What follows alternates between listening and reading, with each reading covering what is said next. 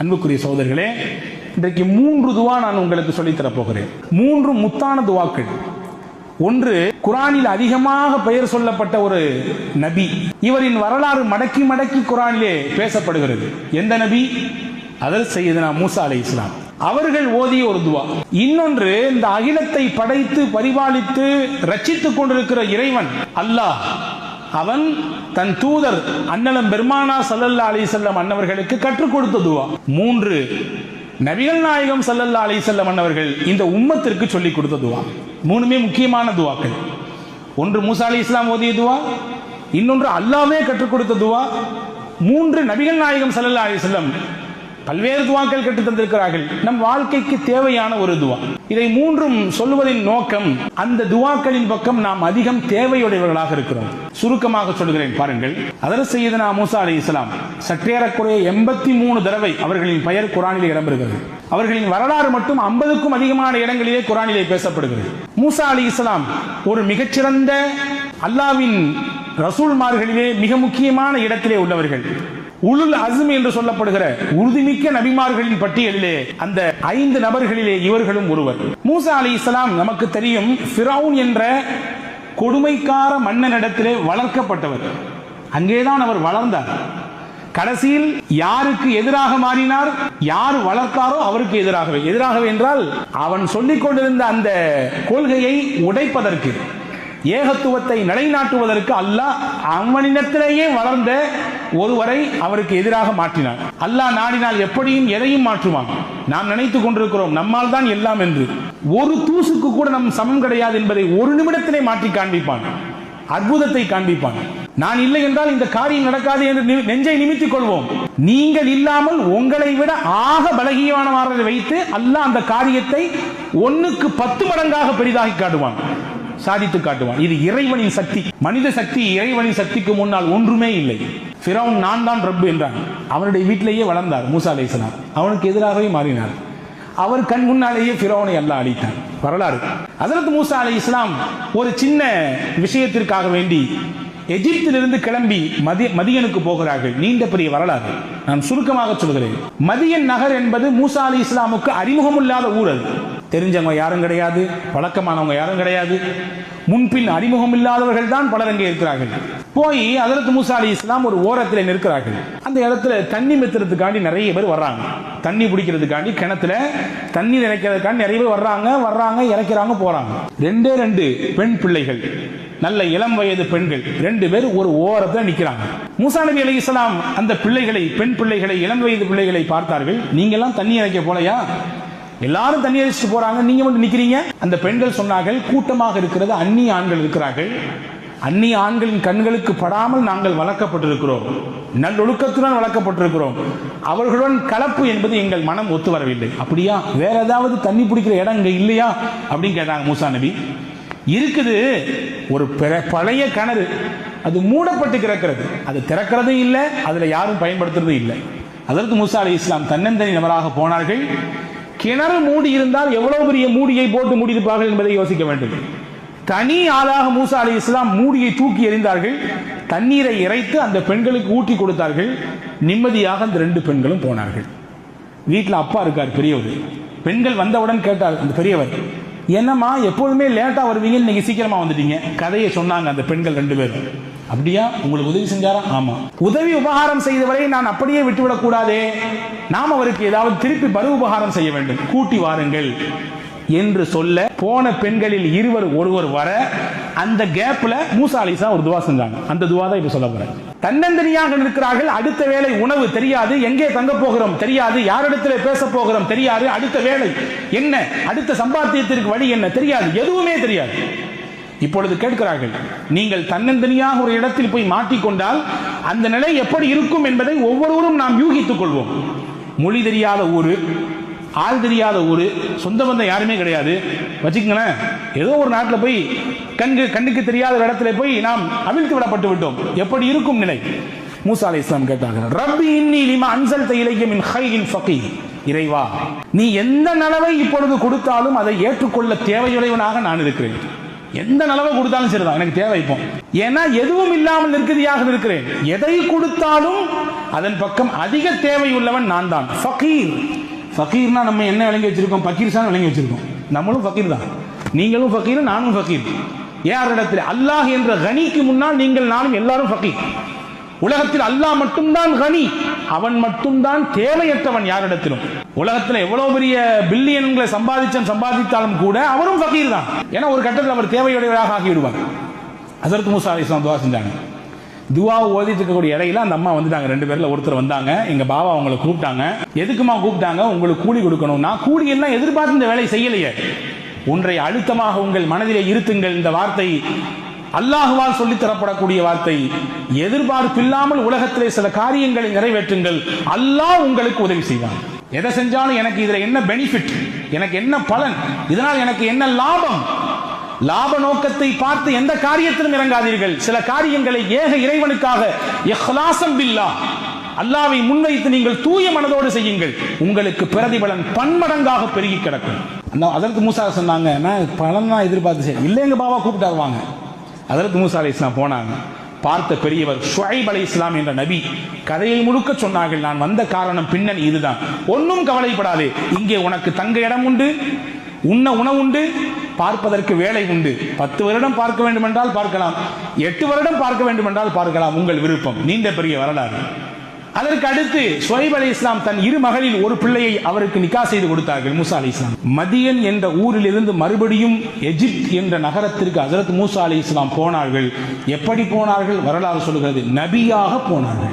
மதியனுக்கு வருகிற பொழுது அவர் வெறும் மூஸா இப்னு இம்ரான், அவர் ஒரு சராசரி மனிதர்.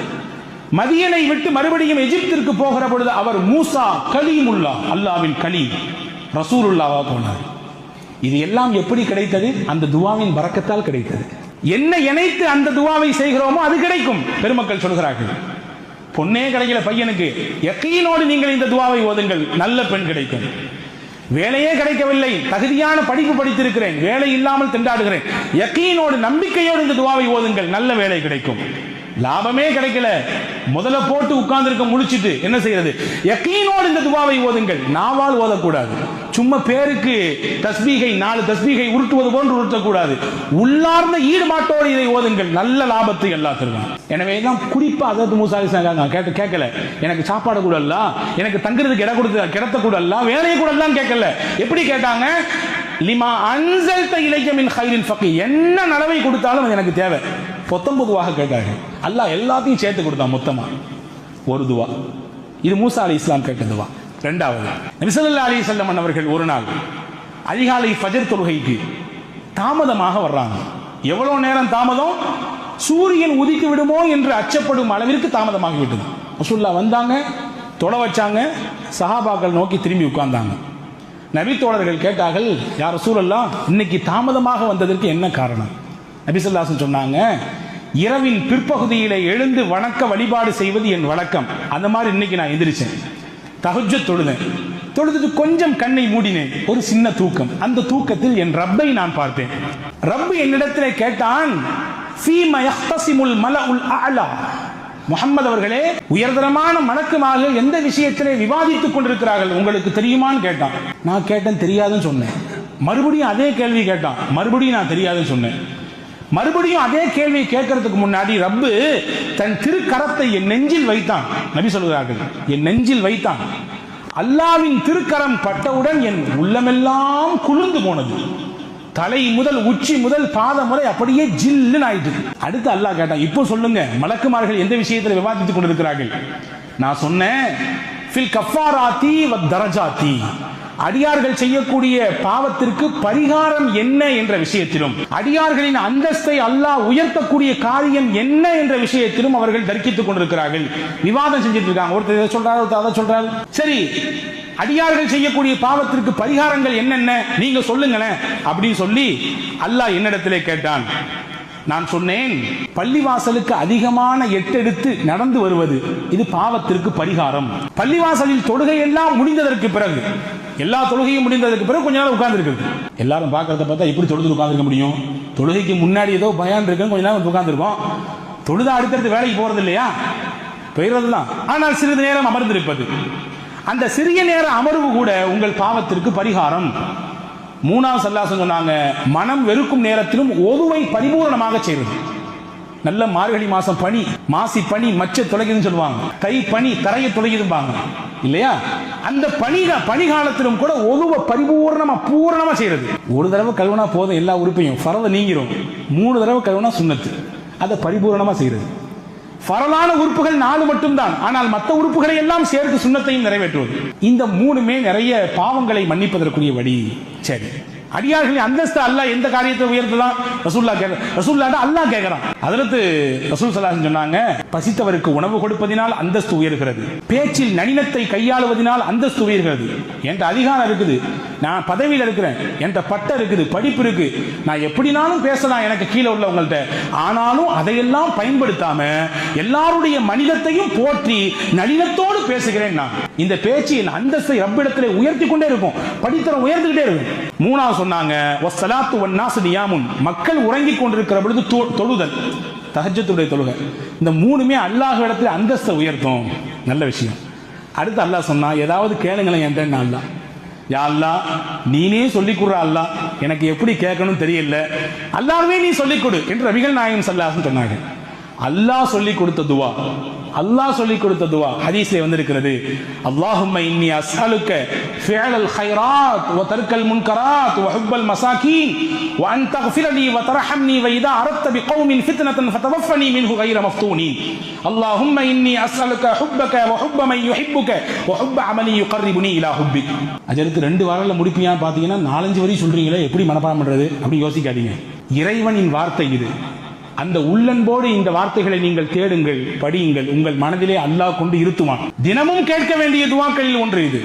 இறைவா, நான் நல்லதை செய்வதற்கு வாய்ப்பை உன்னிடத்திலே கேட்கிறேன், தவறை விட்டு நீங்கிக் கொள்வதற்குரிய வழியை உன்னிடத்திலே கேட்கிறேன். பொருள் சொல்றேன், ஏழை எளியவர்களை பிரியப்படுவதை உன்னிடத்திலே கேட்கிறேன். காசு பணம் செல்வாக்கு இருந்தா எல்லாரும் கூணு கும்பிடு போடுவாங்க, கையை கட்டி நிற்பாங்க, வந்தா மரியாதை கொடுப்பாங்க. ஒரு சராசரி ஒரு ஏழை, ஒரு பாமரர், ஒரு அன்றாடம் காய்ச்சி கொஞ்சம் தள்ளி நின்று அப்படின்னா உலகம் பார்க்கும். உலகத்தின் இயல்பு அதுதான்.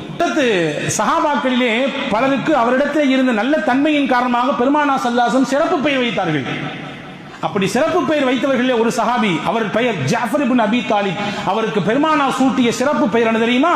அபுல் மசாகீன். அபுல் மசாகீன், ஏழைகளுக்கெல்லாம் தந்தை, மிஸ்கீன்களுக்கெல்லாம் தந்தை. காரணம் என்ன? ஹஜ்ரத் ஜாஃபர் இப்னு அபி தாலிப் இடத்தில் இருந்த பண்பு, ஏழை எளிய மக்களை, ரொம்ப கீழ்நிலையில் இருக்கிற மக்களை பார்த்து விட்டால் போய் பக்கத்திலே உட்கார்ந்து கொண்டு அவர்களின் தேவை என்ன, என்ன செய்யணும், உங்களுக்கு என்ன வேணும், ஏது வேணும் கேட்டு உபசரித்து அனுப்பக்கூடிய பண்பு அவரிடத்தில் இருக்குது. ஒன்றை புரிந்து கொள்ளுங்கள், நம்மிடத்திலே எந்த உயர்ந்த நற்பண்புகள் இருக்கிறதோ அது நம்முடைய சந்ததிகளிடத்திலும் பெரிதுபடிக்கும். நம்மிடத்திலே கெட்ட பழக்கம் இருந்தாலும் நம்முடைய பிள்ளைகளுக்கு அது வரும். எனவே உங்கள் பிள்ளைகளுக்கு முதல் முன்மாதிரி நீங்கள் தான். நீங்கள் சொல்வதை விட உங்கள் செயலை தான் அவன் பார்த்து பார்த்து வளர்கிறான். உங்கள் ஆக்டிவிட்டிஸ் என்னவோ அதை தான் அதிகமாக கூர்ந்து நோக்குகிறான். நீங்க சொல்லிட்டு நீங்க அதுக்கு நேரம் ஆப்போசிட்டா நடந்தீங்கன்னா அவன் மனதிலும் பட்டுவிடும். இப்படித்தான் சொல்லிவிட்டு மாற்றமாக நடக்க வேண்டும். அந்த மாதிரி ஜாஃபர் இப்னு அபி தாலிப் இந்த பண்பு இருந்ததுனால அவரும் ஏழைகளை அதிகம் நேசித்தார். அவருடைய மகன் அப்துல்லாஹ் இப்னு ஜாஃபர், வரலாற்றுல வருது பாருங்க, நெகிழ்ச்சியான ஒரு நிகழ்ச்சி. ஹசன் ரலியல்லாஹு அன்ஹு, ஹுசைன் ரலியல்லாஹு அன்ஹு, இந்த அப்துல்லாஹ் இப்னு ஜாஃபர், ஜாஃபர் இப்னு அபி தாலிபுடைய மகனார். 3 பேரும் மக்காவுக்கு உம்ராவுக்காண்டி போறாங்க. போற வழியில கொண்டு போன சாப்பாடெல்லாம் தீந்து போச்சு, பசிக்குது. பார்க்கறாங்க பக்கத்துல ஒரு கூடாரம் இருக்குது. கூடாரத்தில் போய் பார்க்கறாங்க, ஒரு வயதான கிழவி மூதாட்டி இருக்கிறார்கள். அந்த அம்மாட்ட கேட்டாங்க, நாங்க இந்த மாதிரி அஹ்ல பைத், ரசூலுல்லாஹ்வுடைய குடும்பம் 3 பேருமே அஹ்ல பைத்லேருந்து வந்திருக்கிறோம், மக்காவுக்கு போற உம்ராவுக்கு, கொண்டு வந்த சாப்பாடு தீர்ந்து போச்சு, இப்ப பசிக்குது, ஏதாவது கொடுங்கம்மா. அந்த அம்மா வேகமா வந்துச்சு, அஹ்ல பைத்தா, ரசூலுல்லாஹ்வுடைய குடும்பமா? கண்ணியத்தை உரிய நேரத்திலே அதற்கு தகுதியானவர்களுக்கு வெளிப்படுத்துகிற பொழுது அதனுடைய பிரதிபலனை அல்லாஹ் நமக்கு காட்டுவான். ரசூலுல்லாஹ்வுடைய குடும்பமா அப்படின்னு ரொம்ப ஆர்வப்பட்ட அந்த அம்மா வந்து வீட்டில இருந்த ஆட்டின் பாலை கறந்து கொண்டு வந்து கொடுத்துச்சு. பாலை குடிச்சாங்க. வேற ஒண்ணு இல்லையான்னு கேட்டாங்க வந்தவங்க. நீங்க எந்த ஆட்டின் பாலை குடித்தீங்களோ அந்த ஆடு தான் இருக்குது, நான் வேணா தரேன், சமைச்சு தர்றேன், எனக்கு வெட்டுறதுக்கோ உரிக்கிறதுக்கோ தெரியாது, நீங்க வேணா செஞ்சு கொடுங்க, நான் சமைச்சு தர்றேன். இந்த 3 சேர்ந்து வெட்டி உரித்து ஆட்டின் இறைச்சியை கொடுத்தார்கள். அந்த அம்மா ஒரு சில நிமிடத்திலே உணவு தயார் செய்து கொண்டு வச்சிருச்சு. நல்லா சாப்பிட்டாங்க. சாப்பிட்டுட்டு மாஷா அல்லாஹ் கிளம்புறோம், நீங்க மதீனாவுக்கு வந்தீங்கன்னா எங்களை சந்திக்கணும் வந்து அப்படின்னாங்க. கண்டிப்பா சந்திக்கிறேன் அப்படின்னு சொல்லிடுறாரு அந்த பெண்மணி. இவங்க கிளம்பி போயிடறாங்க. போனது கொஞ்ச நேரம் பின்னாடி அந்த வயதான மூதாட்டியின் கணவர் வந்தார். என்ன கட்டி போட்டு ஆட்டை காணோம்? இந்த மாதிரி அகல போயிட்டு இருந்து 3 பேர் வந்தாங்க, சமைச்சு கொடுத்துட்டேன். அட பைத்தியக்காரி, நமக்கு இருந்த ஒரே ஆடு, நமக்கு அதை வச்சு தான் வியாபாரம், அதை வச்சு தான் சாப்பிட்டு இருந்தோம், அதையும் கொடுத்து தொலைஞ்சிட்டியேன்னு சொல்லி இயல்பாக ஆண்கள் பேசுவதை போன்று அந்த ஆணும் பேசினார். அவருக்கு என்னன்னு புரியல. அந்த சமயத்தில் பேசிட்டு போயிட்டாரு. ஒரு சில ஆண்டுகள் கழிந்தது. வறுமையின் கோலப்பிடியிலே இந்த குடும்பம் சிக்கிவிட்டது. எங்காவது போவோம் என்று கால்நடையாக வந்தவர்கள் மதினாவுக்குள்ளே வந்தார்கள். மதினாவின் தெருக்களிலே அப்படியே அங்கும் இங்கும் சுத்தி வந்தார்கள். கடைசியிலே ஹசன் ரலியல்லாஹுவின் கண்ணிலே அந்த வயதான மூதாட்டி தன்பட்டு விடுகிறார். அதற்கு ஹசன் ரலியல்லாஹு அந்த அம்மாவை கூப்பிட்டு, இங்க வாங்க, யாருன்னு தெரியுதா? நானு தெரியலையப்பா, வயசாகி போச்சு. ஒரு நாள் ஆட்டுக்கறி விருந்து கொடுத்தீங்கல்ல, பசிக்குதுன்னு சொன்னோம், அகில பைத்து குடும்பம் ரசூலுல்லாஹ்வுடைய குடும்பம் சொன்ன உடனே ஆட்டின் பாலை கொடுத்தது மட்டும் இல்லாமல் கறியையும் இறைத்து சமைத்து கொடுத்தீங்களே. ஆமா, நீங்களா? ஆமா. என்ன இங்க வந்திருக்கீங்க? ஹசன் ரலியல்லாஹு கேட்டாங்க. வறுமை, கொஞ்சம் கஷ்டம், அதனால வந்திருக்கிறோம். வேகமாக வீட்டுக்கு போனாங்க. 1000 திர்ஹம் எடுத்தாங்க. 1000 ஆடுகள் ஒப்படைக்க சொன்னார்கள் அந்த பெண்ணிடத்திலே. 1000 கொடுத்துட்டு 1000 ஆட்டுகளையும் ஒப்படைக்க சொல்லிட்டு சொன்னாங்க, ஹசன், என் தம்பி பக்கத்தில் ஹுசைன் இருக்கிறார், அவர்கிட்டையும் போங்க, நான் சொன்னேன், நான் 1000 ரூபாய் தந்திருக்கேன்றது சொல்லுங்க. ஹுசைன் எல்லாரும் போன உடனே அந்த அம்மா விஷயத்தை சொன்னாங்க. அதே மாதிரி 1000 திர்ஹம் அவர் கொடுத்தாரு. 1000 ஆடுகளை கொடுத்தார். பக்கத்தில் அப்துல்லா இப்னு ஜாஃபர் இருக்கிறார், அவரிடத்திலே போங்கள். அபுல் மசாக்கின் என்று சொல்லப்பட்ட ஏழைகளின் தந்தையான ஜாஃபர் இப்னு அபீ தாலிபின் மகன், என்னுடைய சிறிய தகப்பனாருடைய பையன், அவர்கிட்ட போய் சொல்லுங்க. இந்த அம்மா போனாங்க அப்துல்லா இப்னு ஜாஃபர் இடத்துல. அவர் 2000 திர்ஹம் கொடுத்து 2000 ஆடுகளை கொடுத்தார். கொடுத்து முடிச்சு சொன்னதுதான் அங்க செய்தி. அப்துல்லா இப்னு ஜாஃபர் தந்தைக்கு பிறவாமல், தந்தைக்கு எந்த மாற்றமும் இல்லாமல் வந்த தனையன். நிறைய பிள்ளைங்களை பார்க்கிறோம், அப்பா ஓஹோன்னு இருப்பாரு, பையன் வித்தியாசமா இருப்பார் இல்லையா? ஆனா அங்க பாருங்க இந்த பிள்ளை எப்படி இருக்காரு. அவர் சொன்னார், நீ முதல்ல ஏமா ஏன்ட்ட வந்திருக்காமல்ல, நான் உங்களுக்கு 2000 ரூபாய் கொடுத்துருப்பேன். என்னை அடுத்து ஹுசைன் போனா அவரும் உங்களுக்கு 2000 கொடுத்துருப்பாரு. அவருக்கு அடுத்து ஹசன் போனா அவரும் உங்களுக்கு 2000 கொடுத்துருப்பாரு.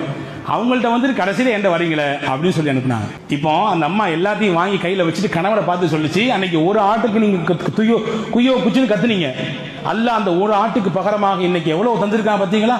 4000 ஆடு, 4000 திர்ஹம். அன்புக்குரிய சகோதரர்களே, இந்த நிகழ்ச்சி நமக்கு எடுத்து காட்டக்கூடிய விஷயம் என்ன? ஏழை எளியவர்களை நேசிக்கக்கூடிய பண்பு அல்லாஹ் விரும்பக்கூடிய பண்பு.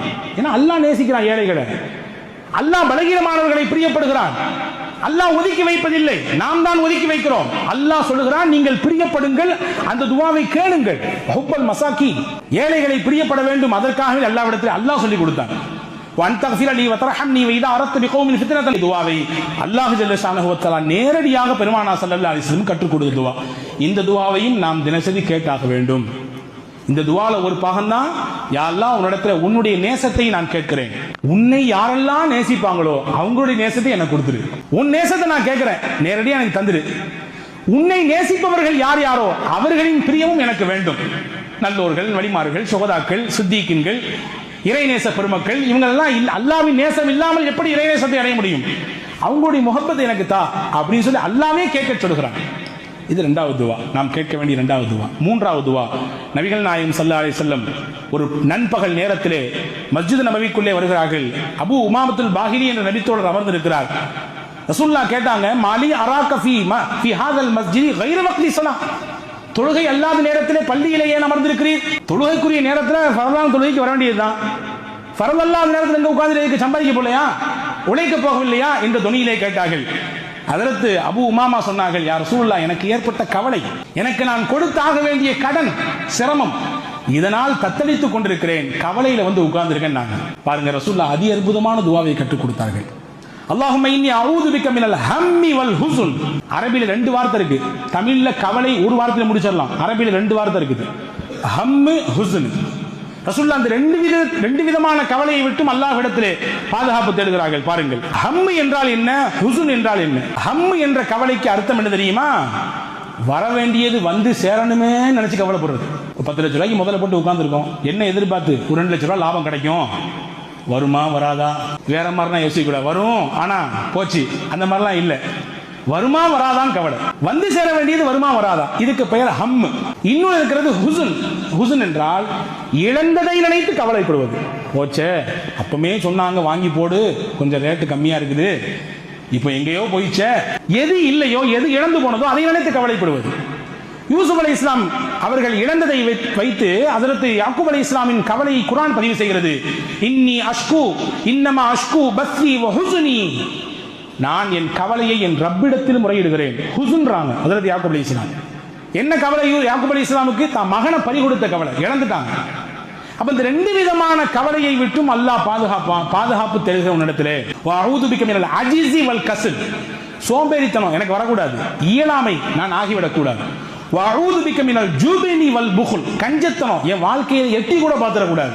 கோழைத்தனம் இதுவும் எனக்கு வேண்டவே வேண்டாம். வஅஊது பிக மின் கலபத்தி தைன் வ கஹ்ரி ரிஜால், கடன் மிகைத்து போவதை விட்டும் நான் உன்னிடத்திலே பாதுகாப்பு தருகிறேன். பிறரால் அடக்கி ஆளப்படுவதை விட்டும் பாதுகாப்பு தருகிறேன். சுதந்திரமா இருக்கணும் எல்லாருமே, யாரும் யாரையும் அடக்கக்கூடாது, யாரும் யாரையும் கடிவாளம் போட நினைக்கக்கூடாது. அப்படிப்பட்ட வாழ்க்கை எனக்கு வேண்டாம். நான் சுதந்திர புருஷராக இருக்க வேண்டும், பிறரிடத்திலே அடிமையை போன்று இருக்க வேண்டிய தேவை எனக்கு இல்லை. அல்லாஹ்வின் தூதர் ஸல்லல்லாஹு அலைஹி வஸல்லம் கேட்டாங்க, இதை சொல்லி கொடுத்தாங்க ஹஜ்ரத் அபூ உமாமாக்கு. ஹஜ்ரத் அபூ உமாமா சொல்றாங்க, இந்த துவாவை நான் ஓதுனேன், அல்லாஹ் என் கடனை எல்லாம் நீக்கிட்டான், என் கவலை எல்லாம் போக்கிட்டான். இப்ப இந்த 3 துவாக்களும் நம் வாழ்க்கையில் தவிர்க்க முடியாத துவாக்கள். வாழ்க்கையில் என்ன வேண்டுமானாலும் எந்த விஷயத்தை சாதிக்க வேண்டும் என்று நினைத்தாலும் மூசா அலைஹிஸ்ஸலாமின் துவாவை ஓதுங்கள், அல்லாஹ் உங்களை சாதிக்க வைப்பான், வழி செய்வான். ரப்பி இன்னி லிமா அன்ஸல்த இலைய மின் கைரின் ஃபகீர், உங்களுக்கு இறைவனின் முஹப்பத் வர வேண்டும், அல்லாஹ் உங்களை நேசிக்கணும். அல்லாஹ்வை நேசம் கொண்ட நேசர்களின் பிரியம் உங்களுக்கு வர வேண்டும் என்றால் அல்லாஹ் நேரடியாக நபிக்கு கற்றுக் கொடுத்த துவாவை ஓதுங்கள். அல்லாஹ் உங்கள் வாழ்க்கையிலே இறைவனின் நேசத்தை தருவான். அல்லாஹ்வின் முஹப்பத்து கிடைச்சா அதை விட வேற என்னங்க உலகத்துல பெருசு இருக்காக? ஏதாவது கிடையாது.